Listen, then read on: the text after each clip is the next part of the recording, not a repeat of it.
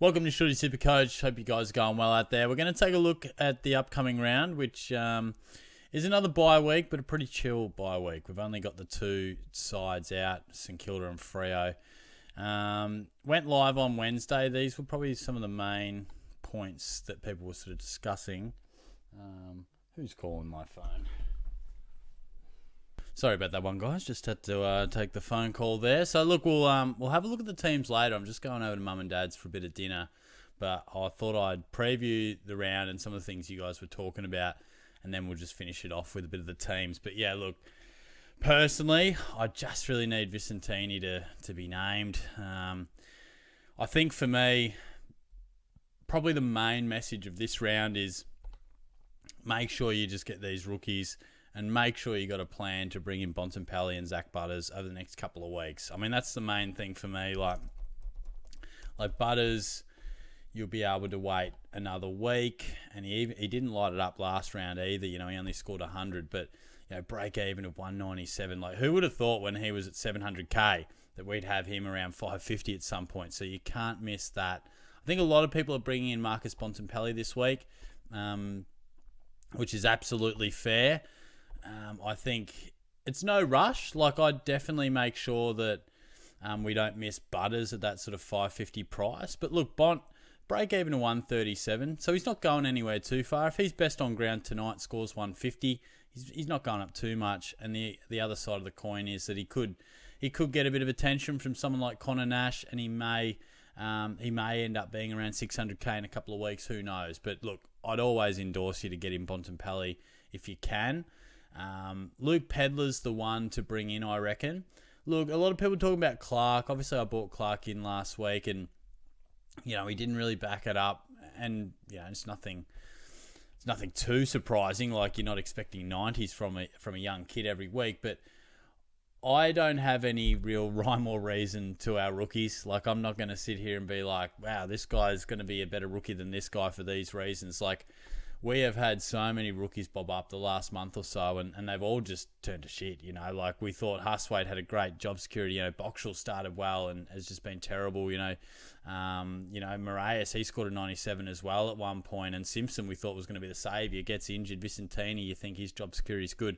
Who knows if it is? Even Cleary looked like a certainty to get to 300k and just dropped a bit in form. So all I can really say is get the rookies and just ride your luck. I think if we look at Pedlar, I mean, I don't know. He could be sub. He could score a 25. I don't know. But equally, he could get to 300k. He's got the runs on the board, 79 or 67. A great break even. He is a guy that, is a high pick back in the day, pick 11. And we've often sort of looked at him as a guy that could really play some decent footy at AFL level. So I think everything that we can judge and assess makes him a good option. But as we've seen, you just know that a sub or a random event for our rookies can just destroy things. So I'm certainly not going to bank on him being the saviour, but I certainly hope he can. So I'd spread the net far and wide on the rookies because it is very, very hard to predict. And look, I think sometimes we've just got to roll the dice and spread that net far and wide, and hopefully a couple of rookies do come through for us. But don't miss on Bontempelli and Butters. I think for me this week, I'm going to go Caden Cleary down to Pedlar, get a bit of cash. And then I think Levi Ashcroft, I'm really tempted to go like Levi to Bont, but then the big debate for me is looking at my side, and probably you're doing the same, and being like, can I afford a guy at 643? Of course I could get Bont. I've got 500k in the bank, but will that inhibit my ability to get, finish my forward line and get Whitfield and finish my back line? And, I'm going to have to upgrade someone like Moraes from the mid 200s all the way up to a premium. So I suppose that's just my wondering. Can I afford to go Bont at that price, or will it affect me down the track? Do I maybe need to go for more of a Tom Green who's 100k cheaper, or that's where I suppose someone like Jai Caldwell comes into the frame and gets discussed. Now, this is going to be team dependent for all of us, and it's about how many trades you've got left and all that sort of thing. But have a look at your side and map out if you've got enough cash to do all the upgrades and all that sort of stuff. You'll be able to get a rough idea. And if after all that you're like, oh, geez, I'm not going to be able to get all these guys at 600k, maybe I need to find something in the old discount bin. And I think Caldwell's a very good option. So he's at 440. And look, he's not going to be a top 10 mid or anything. He's not going to be the absolute finished product for our sides, but he might just be a guy that can give you some really handy scores at the price. Stick him in M8 for now, and maybe down the track you can upgrade him to Bontempelli or Max Gorm, whichever way you want to, approach it. But I do think he's a pretty solid option. Sort of along the lines of Matt Rowell and Tom Stewart, like we talked about. Maybe they're not the best premium of all time, but they can do a job for us at a discounted price. And with our cash gen and lack of rookies, beggars can't be choosers. We probably do have to find some value somewhere. And I think he does offer something pretty reasonable. Having said that, I'm not bringing Caldwell in. I'm backing in to find a guy like Pedler, and just I guess I'm probably just more wondering whether I can buy Bont at this price, but I am liking the looks of Whitfield at a decent price, Tom Green decent price, Brayshaw's dropping a little bit. Someone like Zach Merritt's at a good price if you don't have him as well. But yeah, I think I'm gonna take the slight risk, mainly because I'm going pretty low on trades. So I feel like if you've got a lot more trades than me, Caldwell probably could be a stepping stone, where I feel like I'm not sure I've got the amount of trades to go a guy that I want to eventually move on in 3 to 4 or 5 weeks. So that's probably my thinking there. In terms of some of the other things you guys mentioned, like Tom McCarthy, he was a mid-season pickup for the Eagles, rebounding halfback flanker, 24 years old. Hopefully he gets named. We'll wait and see. He could be a decent option, could be a nice guy that we get at 99k, which could save us for sure. Pedler we talked about.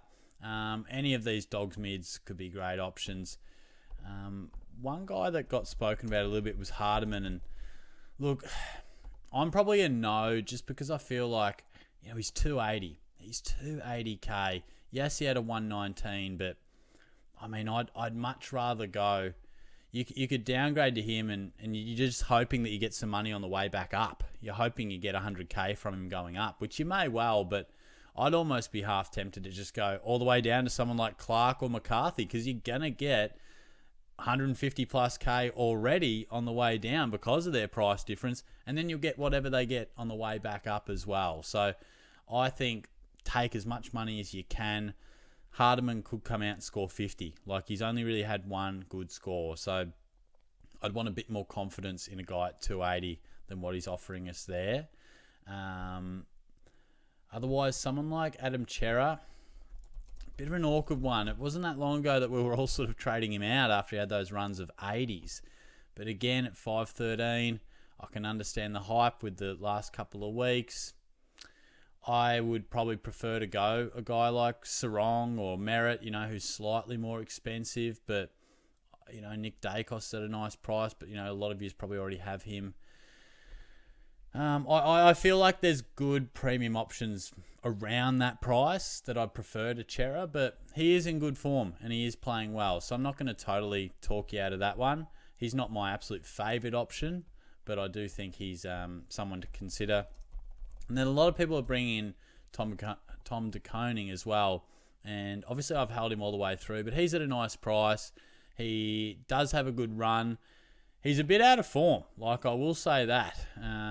Probably wouldn't mind seeing him bounce back to a bit of good form before we fully go and trust him. But, the Blues, they play the Bombers, then West Coast, then he plays Tristan Cherry, but then Port is a bit of an easy kill. So his next 3 out of his 4 next week, really good ruck matchup. So I can definitely understand the hype on that one. And he is at a pretty good price. So, but certainly hasn't been at great form though. Has not been in good form. If you don't have someone like Rankin or Warner as well, your opportunity over the next fortnight could be to grab them, because they had poor weeks last week as well. But we'll have a look at the teams now. Obviously, I'll wait a little bit in real time, and then we'll look at the sides.